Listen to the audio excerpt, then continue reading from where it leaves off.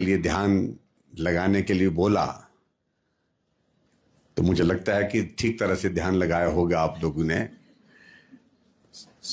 उनका भी अभिनंदन है।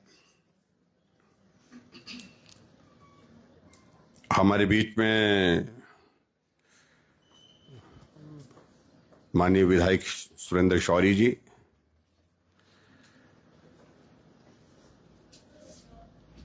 हमारे बीच में प्रिंसिपल मैडम जो रिटायर्ड हैं मधुर बीना जी, हमारे बीच में रोटरी की हमारी चेयरपर्सन पूजा जी, एनजीओ से हमारे सुदर्शना जी, लाजवंती शर्मा जी, दिशा जी, सिमरन जी ने बहुत सुंदर आवाज में पहाड़ी गीत गाया। यहाँ पर अच्छे आर्टिस्ट हैं, एंकर हैं और कलाकार हैं, तो कलाकार तो सबको बांध देते हैं। इस तरह से आपने बहुत अच्छा यहाँ पर प्रदर्शन किया है, अपनी बात रखी है। हमारे बीच में प्रोमिला ठाकुर जी, पल्लवी ठाकुर जी, अनीता जी, सुषमा जी, मीना ठाकुर जी, वर्षा ठाकुर जी, अर्चना ठाकुर जी, सुमन जी, प्रियंता जी, अनीता जी। मैं आज सबकी कोशिश कर रहा हूं सबके नाम ले लूं, किसी के रह गए होंगे तो मैं क्षमा चाहूंगा। और यहाँ उपस्थित सभी माताएं, बहनें, पत्रकार मित्रों और हमारे पार्टी के साथी नरोत्तम जी हैं, जिला के अध्यक्ष हमारे अमित सूद जी हैं। सबसे पहले तो मैं आप सबको बहुत बहुत बधाई देता हूं आज के इस कार्यक्रम के आयोजन के लिए।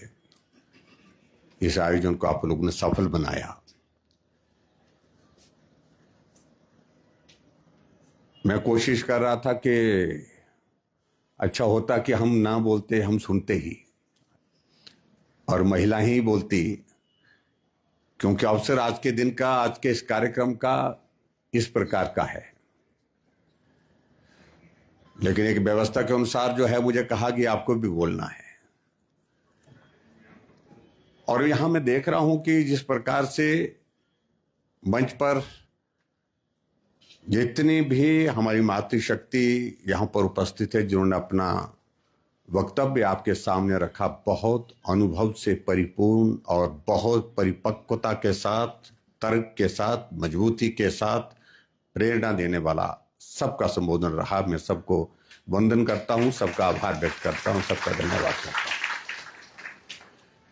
और ये बात ऐसी है कि सिर्फ बोलने में नहीं,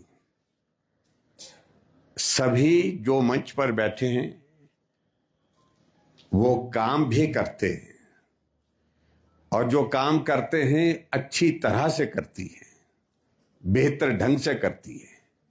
इसके लिए भी मैं सभी को बहुत बहुत बधाई देता हूं।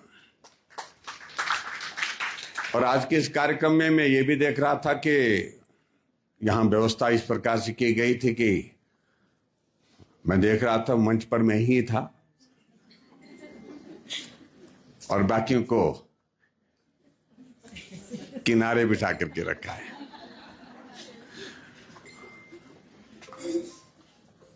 और शायद इस बिल का इम्पैक्ट भी यही होगा। मैं सचमुच में अपने नौजवान साथियों को, अपने पार्टी के पुरुष साथियों को भी धन्यवाद करना चाहूंगा कि जब यहां पर हॉल के अंदर आ रहे थे, महिलाएं जब आ रही थी, कुछ सीटों पर पुरुष पीछे बैठे हुए थे, तो उन्होंने जैसे देखा कि कोई महिला आए तो चुपचाप सीट छोड़ करके चले गए। सम्मान का भाव भी रहा। स्वाभाविक रूप से ये हमारी संस्कृति, भारत की संस्कृति का एक हिस्सा है, महिला के प्रति सम्मान। और साथ साथ में उनको ऐसा लगेगा कि अब उठना ही पड़ेगा, कल उठना है तो आज ही उठ लेते हैं। एक बहुत ही बेहतरीन शुरुआत पूरे भारत के अंदर जिसकी हो रही है, उसकी चर्चा देश के अंदर तो है ही है, लेकिन पूरी दुनिया भर में चर्चा है। और वो चर्चा इस बात के लिए है कि महिलाओं के लिए सशक्तिकरण की दृष्टि से, उनको मजबूत करने की दृष्टि से, उनको आगे बढ़ाने की दृष्टि से आदरणीय प्रधानमंत्री नरेंद्र मोदी जी का जो दृढ़ संकल्प है कि आरक्षण की व्यवस्था 33% लोकसभा और विधानसभा में होनी चाहिए, उसको सुनिश्चित करने के लिए 16, 17, 18 3 दिन का विशेष सत्र पूरे देश भर में जो है वो आज जो दिल्ली में जो आयोजित किया गया है, पूरा देश उसको सुबह से शाम तक, रात तक भी देख रहा था। और मैं ये मानता हूं कि ये 21वीं सदी के सबसे बड़े फैसलों में से एक फैसला है ये। हालांकि इस बात को भी हम मानते हैं कि काश हालात ऐसे बनते, सहज रूप से बन जाते कि आरक्षण देने की आवश्यकता नहीं पड़ती, अपने आप ही हमारी माताएं बहनें इतनी सक्षम हो जाती कि घर चलाने के साथ साथ, समाज चलाने के साथ साथ में देश के संविधान के निर्माण में भी अपनी भूमिका निभाती, देश चलाने में भी अपनी भूमिका निभाती। लेकिन कानून ला करके इस व्यवस्था को मजबूत करने की दिशा में जो कदम इसलिए उठाया गया कि अभी उस प्रकार की परिस्थिति नहीं है, तो ये हमको संविधान के अंतर्गत जो है कानून में बदलाव करके, परिवर्तन करके इसको सुनिश्चित करना है।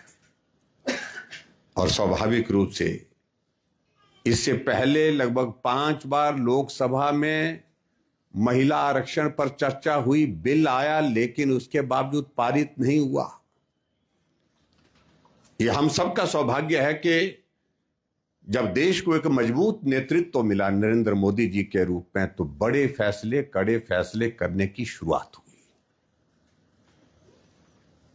और यहां हम इस बात को भी देखते हैं कि भगवान रामचंद्र जी के जन्म स्थान पर भव्य मंदिर बनना चाहिए, सब कहते थे कि बनना चाहिए, लेकिन मंदिर का निर्माण का कार्य तब शुरू हुआ जब मजबूत नेतृत्व देश को मिला नरेंद्र मोदी जी के रूप में।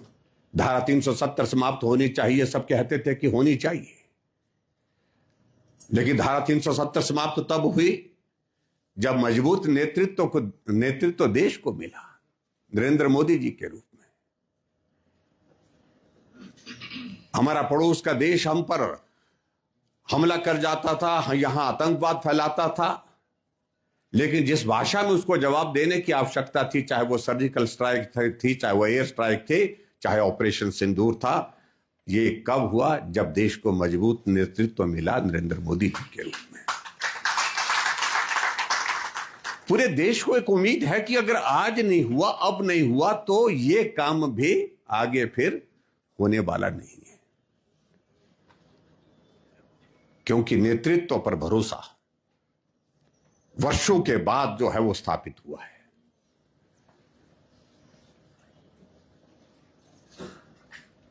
इसलिए नरेंद्र मोदी जी हमेशा इस बात को लेकर के कहते थे कि ये करना है और करना ही है।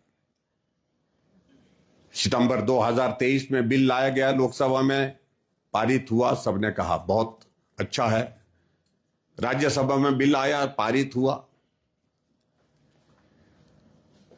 और उस वक्त इस बात को सुनिश्चित करके केंद्र की सरकार ने तय किया कि 2029 के चुनाव से पहले, लोकसभा के चुनाव से पहले महिला आरक्षण देश के अंदर लागू करना है। और लागू करने की जब बात आई तो स्वाभाविक रूप से उसमें कानूनी तौर पर जो है संवैधानिक दृष्टि से कुछ पेचीदगियां थी। उनके लिए 16, 17, 18 तारीख यानी कि पिछले कल से लोकसभा का ये सत्र, राज्यसभा का सत्र चला हुआ है।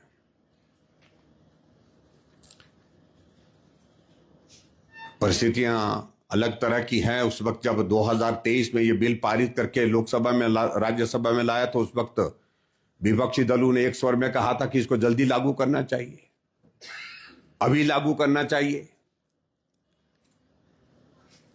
लेकिन पिछले कल से हम लोकसभा का वो दृश्य देख रहे हैं कि उसमें हालात इस प्रकार के पैदा किए जा रहे हैं कि कि टेक्निकल ग्राउंड्स पे किसी तरह से इस बिल को, कि जो कॉन्स्टिट्यूशनल अमेंडमेंट होनी है उसके लिए सिंपल मेजॉरिटी नहीं चाहिए होती है, 2/3 मेजॉरिटी चाहिए होती है। और 2/3 मेजॉरिटी में बहुत सारे दलों का सहयोग लेना पड़ेगा, और इस कारण से उनको लगता है कि अगर हम इस बिल को रोकना चाहें तो रोक सकते हैं, विपक्ष के लोगों को। मैं समझता हूं ये बहुत दुर्भाग्यपूर्ण है, बहुत इतिहास इस बात को जो है माफ नहीं करेगा। जो इस बिल का अब विरोध करेंगे, मैं समझता हूं कि उनको इस बात को समझ लेना चाहिए कि इसका परिणाम अच्छा नहीं होगा। जब इस प्रकार के कई फैसले जब लिए जाते हैं तो स्वाभाविक रूप से थोड़ी देर के लिए परिस्थितियां ऐसी आती हैं। मैं हिमाचल प्रदेश में ग्रामीण विकास मंत्री था, पंचायती राज मंत्री था। 2010 में पंचायत का चुनाव होना था, लेकिन हमारे गवर्नमेंट के दौरान सरकार की कमिटमेंट थी कि महिला का आरक्षण पंचायती राज संस्थाओं में करना है, 50% करना है। लेकिन जैसे हम इसको पारित करने के लिए कैबिनेट में ले जाने वाले थे तो पूरे प्रदेश भर से बहुत सारे लोग मिलने आए। पंचायत के प्रधानों के प्रधान की एसोसिएशन होती है बनी हुई इनकी, वो आ गए, क्योंकि वो एक बार नहीं 4-4 बार बने हैं, 5-5 प्रधान बने हैं। कहने लगे कि बहुत गलत हो जाएगा, अनर्थ हो जाएगा, बेड़ा गर्क हो जाएगा। ऐसे शब्दों का भी इस्तेमाल किया कि अगर आरक्षण आप लोगों ने कर दिया। हमने कहा ये पार्टी की, हमारी सरकार की ऑनेस्ट कमिटमेंट है, ये होना है, ये होकर के रहेगा। बहुत ज्यादा दबाव डाला गया, बहुत सारे लोगों ने सिग्नेचर कैंपेन चलाया, बहुत सारे लोगों ने डेलीगेशन की शेप में जहां भी हमारा प्रवास बनता तो वहां खड़े होकर के हमको मेमोरेंडम देना, मांग पत्र देना कि भाई इसको बंद करिए। और बाद में जब उनको लगा कि भाई सरकार की आमदा हुई पड़ी है, अब ये आरक्षण हो करके रहेगा, तो उसमें एक तरीका निकाला जाए कि इसको कहा कि 50% मत करो, इसको 33% करो, देना है तो थोड़ा दो बोलते हैं। ये हमारे, मैं कह रहा हूं कि पुरुष समाज की एक सोच का एक मैं एग्जांपल में जो अपने अनुभव के हिसाब से। लेकिन जब हमने कैबिनेट में पारित किया तो हमने महिलाओं का पंचायती राज सिस्टम में, लोकल सेल्फ गवर्नमेंट में आरक्षण का बिल पारित किया, कैबिनेट में पारित किया, विधानसभा में पारित किया, और हमने सीधा 50% का किया। ठीक है, व्यवस्थाओं को संभलने और आगे बढ़ाने में वक्त लगता है। और जब चुनाव हुआ तो चुनाव का परिणाम जब आया, आरक्षण 50% दिया था महिलाओं को, लेकिन चुन करके आई 58.6%। क्योंकि बहुत जो सक्षम महिलाएं थे उन्होंने जनरल सीट से भी चुनाव लड़ लिया और जीत लिया। और इसलिए ये लोकसभा के चुनाव, विधानसभा के चुनाव में अगर आरक्षण लागू हो गए, ये जरूरी नहीं है कि जितनी सीटें आपके लिए तय हो रही है उतनी ही सीटें आप लोग महिलाओं को उतना तो देनी ही पड़ेंगी, लेकिन उससे भी ज्यादा आएंगी जीत करके। जब इस सारी चीज को लेकर के इतना बड़ा फैसला, और सारा, हालांकि आज भी देश के कुछ राज्यों में चुनाव चल रहे हैं, चुनाव होने के बावजूद भी सारा वहां से फोकस छोड़ करके पूरा लीडरशिप, पूरे देश की लीडरशिप जो है पार्लियामेंट के अंदर इस पर डिबेट कर रही है, डिस्कशन कर रही है। तो इसलिए इसका महत्व समझना चाहिए। और ठीक है, आप प्रधानमंत्री जी ने कि हम आपको, महिलाओं को कोई खैरात नहीं दे रहे हैं, हम महिलाओं को कोई, उन पर कोई उपकार नहीं कर रहे हैं, एहसान नहीं कर रहे हैं, हम उनका अधिकार जो वर्षों से वंचित है उस अधिकार को दे रहे हैं।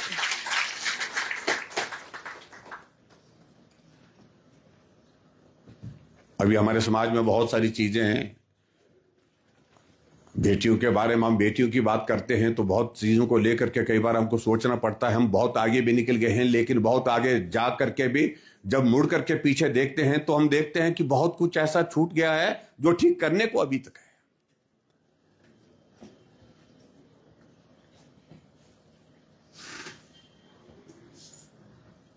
बेटा होना चाहिए, संपत्ति का वारिस वही होगा। हमारी एक पार्टी के एक साथी ने हमें निमंत्रण दिया, कार्ड छाप करके कहा कि भी आपको आना है। हमने क्या बोलते, देवते बुलाया हमारे पहाड़ में, क्या होते हैं देवते को अच्छे, कोई बड़ा देवली जैसे जिसको हम बोलते हैं, देवली कब करते हैं जब अच्छा कोई घर में कोई शुभ काम होता है, अच्छा खुशी का अवसर होता है तो बुलाते हैं। कहा कि आपको आना है। हमने कहा क्या हुआ? बोलता बेटा हुआ है। हमने कहा बहुत बधाई है आपको। बोलते 5-5 देवते आ रहे हैं। हमने कहा बहुत अच्छी बात है। बोलते 4-5 हजार लोग होंगे, बोलते धाम होगी, बोलते उसमें आपने आना, जरूर आना। हमने कहा जरूर आएंगे जी। बैठे बैठे मैंने पूछा, मैंने कहा आपके परिवार में कौन है? बोलते जिससे पहले 4 बेटियां हैं, 4 बेटियां हुई, 4 बेटियों के बाद 5वां बेटा हुआ। तो मैंने कहा उस वक्त भी आपने 5 देवते बुलाए थे, उस वक्त भी देवली की थी आपने? एकदम वो चुप हो गया कि नहीं जी उस वक्त तो नहीं बुलाए थे। तो मैंने कहा बेटा हुआ तो ही ये देवली होती है क्या? बेटी होती, बेटी जब हुई तब भी अगर देवली दी होती तो आनंद होता। ये आपको तो आज तक हमारे समाज के मन में है। आप इस बात को मानो चाहे ना मानो, बेटा होना चाहिए। और मैडम मल्होत्रा जी ने बहुत अच्छी बात कही यहां पर कि 2 बेटियां, इनके पिताजी की 2 बेटियां हैं, ये 2 बहनें हैं। और बहुत सारे लोगों ने कहा कि काहे को कारोबार कर रहे हैं, किसके लिए कारोबार करिए, बेटी तो चले जाएंगी। ये सोच में हमारे बैठी होती बात कि बेटी तो चले जाएंगी, पढ़ाई भी कर लेगी, उसके बाद शादी होने के बाद जो है वो इसलिए किस लिए कमाना, किस लिए कारोबार करना, किस लिए सारा ये मेहनत करना। अभी तक ये समाज के जहन में ये सारी चीजें पूरी तरह से नहीं निकली। इसके लिए निकालने के लिए आवश्यकता है अभी तक भी।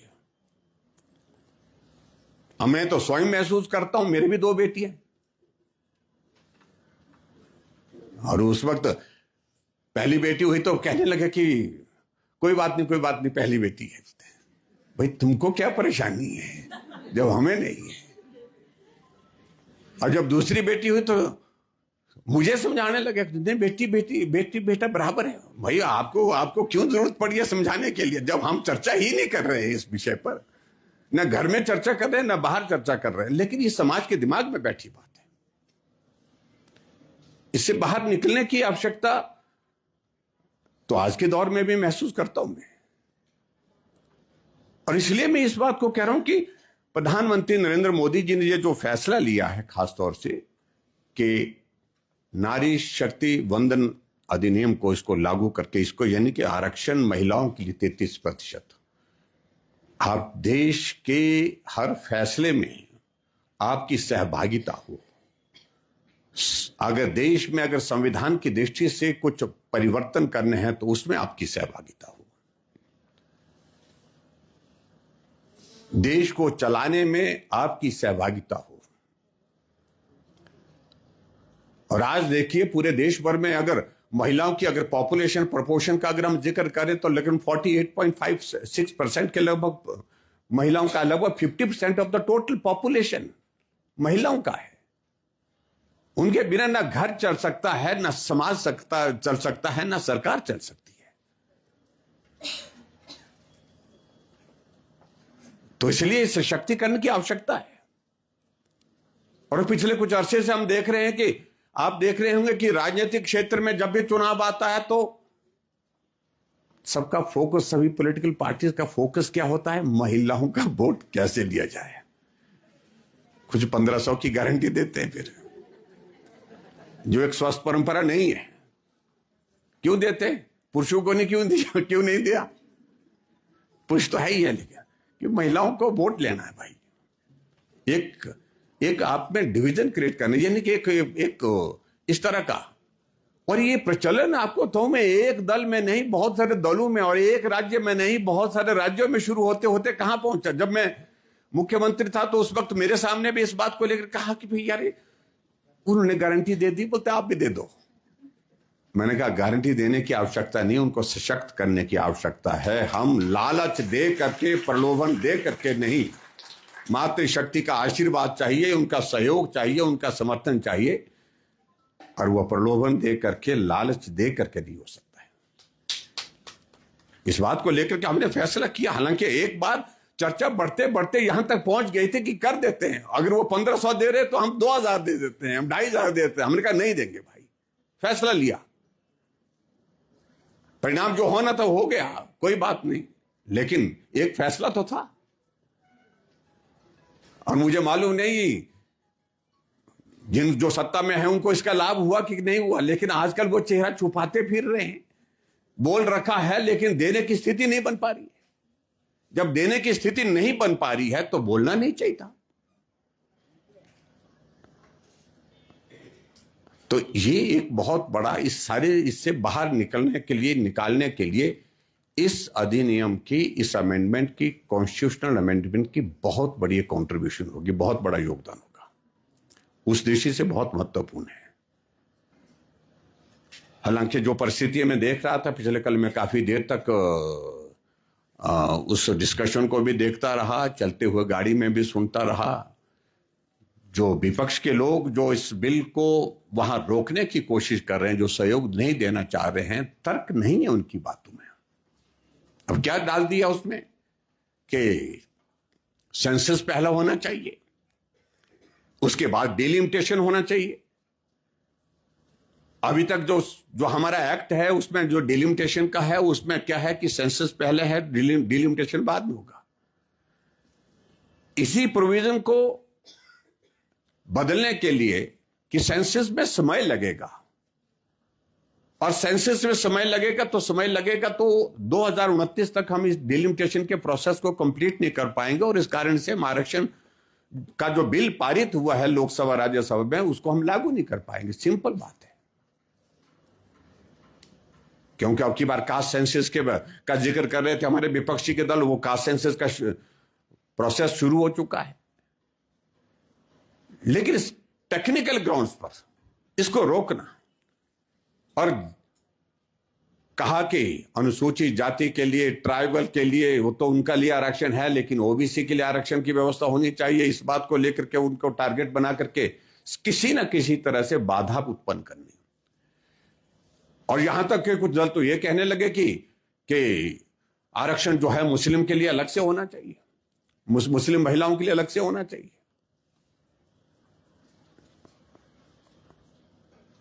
अमित शाह जी हमारे जो केंद्रीय गृह मंत्री हैं, उन्होंने इस बात को स्पष्ट किया कि धर्म के आधार पर इस देश के अंदर आरक्षण की व्यवस्था ना पहले थी, ना आज है, ना आगे होनी चाहिए। बड़ा साफ है उसमें।